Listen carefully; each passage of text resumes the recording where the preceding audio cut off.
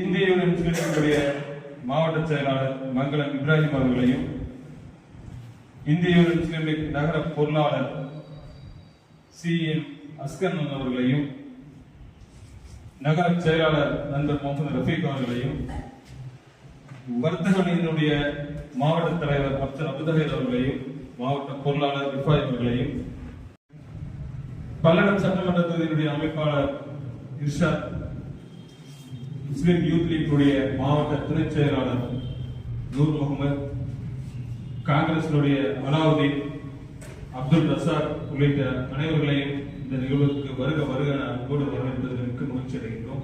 தங்களுடைய பணியை நிறைவு செய்து உணர்ந்திருக்காங்க.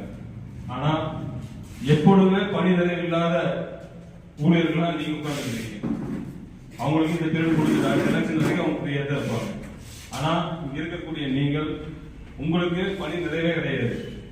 யாரு வந்தாலும் போனாலும் தொடர்ச்சியா உங்க பணிகளை நீங்க செஞ்சுட்டே தான் இருக்கீங்க.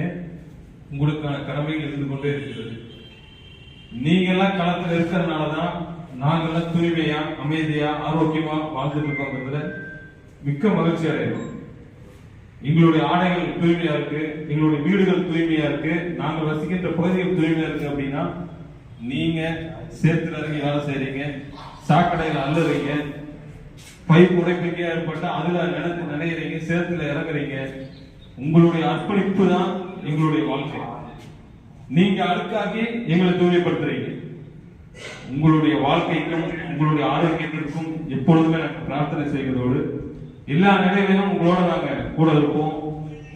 எல்லா நேரங்களிலும் நோய் காலங்கள் எல்லாம் நீங்க அதெல்லாம் பெரிதுபடுத்தாம, அதை நீங்க ஒன்றும் அதை அச்சப்படாம, நீங்க களத்தில் இறங்கி இருந்ததுனால மட்டுமே பல நோய்கள் தடுக்கப்பட்டிருக்கு.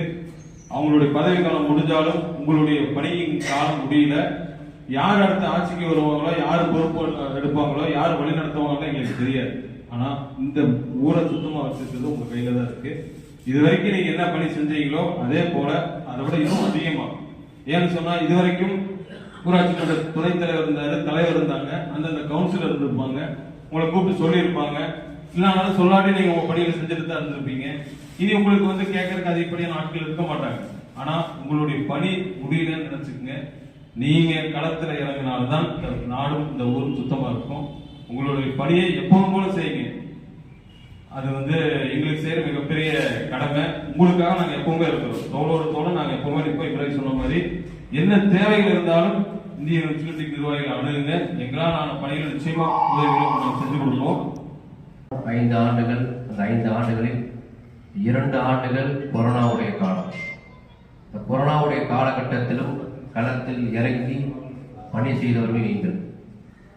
எனக்கு முன்னால் பேசிய சிராஜ் அவர்கள் சொன்னதை போல, நீங்கள் சேத்திலும் மலையிலும் உங்களுடைய நலன் பாராமல் எங்களுடைய நலன், குறிப்பாக மங்களம் பஞ்சாயத்துடைய நலன் கருதி நீங்கள் பணி செய்திருக்கின்றீர்கள். உங்களுக்கு மனமார்ந்த நன்றி தெரிவித்துக் கொள்கின்றோம். ஒரு விவசாயி சேற்றில் கை வைத்தால்தான் ஒரு மனிதன் சோற்றில் கை வைக்க முடியும். ஒரு விவசாயி ஒரு விவசாயி சேத்துல கை வைக்கிறதுக்கு சங்கோச்சப்பட்டுட்டார்னு சொன்னா நம்ம யாரும் சாப்பிட முடியாது. அதே போல நீங்க சேர்த்து அழுதுன்னு சொன்னா நாங்க நிம்மதியா வீட்டு இருக்க முடியாது. அப்ப எங்களுடைய நிம்மதியும் எங்கள் குடும்பத்துடைய சந்தோஷமும் எல்லாம் காரணம் நீங்களா தான் இருக்கீங்க. ஏன்னா ஒரு ஊர் இருக்குது, அந்த ஊர் சுத்தமாகவும் சுகாதாரம் இருந்தால்தான் அந்த மக்களும் சுத்தமாக சுகாதாரம் இருக்க முடியும். அப்படிப்பட்ட ஒரு உயர்தமான பணியை நீங்க செய்றீங்க. தன்னுடைய குடும்பங்களுக்கு ஆடை எடுத்தாரா என்னன்னு தெரியல, தன்னுடைய குழந்தைகளுக்கு ஆடை எடுத்தாரா என்னன்னு தெரியல. ஆனா ஆண்டுதோறும் உங்களுக்கு ஆடை எடுத்து கொடுப்பதில் அவர் 5 ஆண்டுகள் நிறைவேற்றிருக்காரு எனக்கு தெரியும். அதை நிறைவு செய்யாம இன்னும் வரக்கூடிய ஆண்டுகளிலும் அவர் துணைத்தலைவர் இருந்தாலும் சரி, இப்போ முன்னாள் துணைத்தலைவர் இருக்கிறாரு இருந்தாலும் ஒவ்வொரு ஆண்டுகளும் உங்களுக்கு இந்த போன்ற ஆடைகளை வடவர் எடுத்து தர வேண்டும் என்ற உங்கள் சார்பாக கோரிக்கை வைக்கின்றேன்.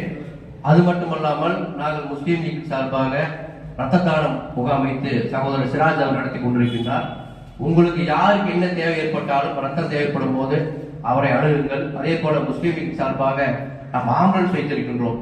ஏதோ முஸ்லீம் லீக்னு சொன்னா ஒரு ஜாதி கட்சி, ஒரு மதவாத கட்சின்னு தயவு செய்து நடக்கிறாரு. அப்படி அல்ல.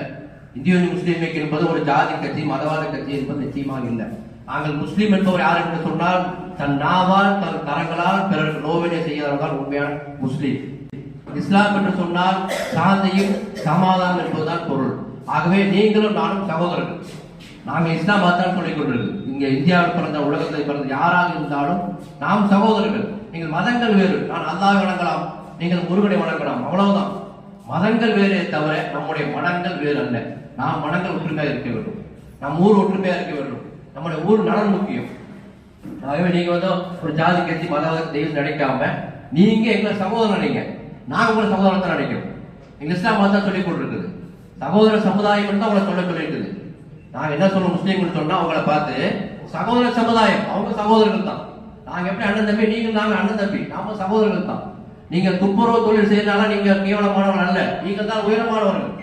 நீங்கள் இருப்பதால் தான் நாங்க உயரமான வேலைகளை உட்கார்ந்து முடியும். நீங்க துப்புரவு பணி செய்யல, ஒரு வாரம் நீங்க எதையும் செய்யாம போன ஊர் நாரி போயிடும். மங்களமா அந்த ஊர் நாரி போச்சுப்பாங்க. அப்ப அந்த ஊரை சுத்தப்படுத்தும் பணியை நீங்க செய்யறீங்க, உன்னதமான பணி. மட்டமான பணி இருக்கு, உண்மையான பணி, உன்னதமான பணி. நீங்க சுத்தம் சேர்த்துல இறங்குறீங்க, சுத்தம் செய்யறீங்க, கரண்ட் போனா ஒடியாடுறீங்க, வைத்தறி வேணா ஒடியாடுறீங்கன்னு சொன்னா நீங்க முக்கியமானவங்க மக்களுக்கு. அதனால ஆண்டுதோறும் இது போன்று இல்லாம ஆண்டுதோறும் உங்களுக்கு வருடம் இது போன்ற ஆடைகள் வழங்கக்கூடிய பணிகளை அவர் முன்னெடுக்க வேண்டும் உங்கள் சார்பாக கோரிக்கை வைக்கின்றேன்.